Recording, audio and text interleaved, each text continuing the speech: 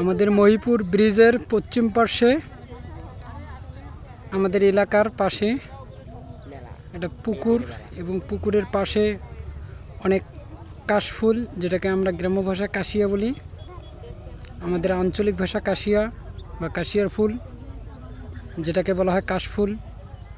আশ্বিন এবং ভাদ্র মাসের আশ্বিন ভাদ্র মাসে যে ফুল ফোটে, আগে আমরা ছোটোবেলায় এই ফুল নিয়ে অনেক খেলাধুলা করতাম, এই ফুলের বালিশ বানাইতাম।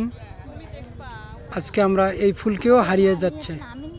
কি সুন্দর দৃশ্য এবং আমাদের ফুলের মধুয়ার ফুল। সবাইকে ধন্যবাদ, আপনারা দেখতে আসবেন এবং যারা যারা দেখবেন ফলো আপ করে দিবেন।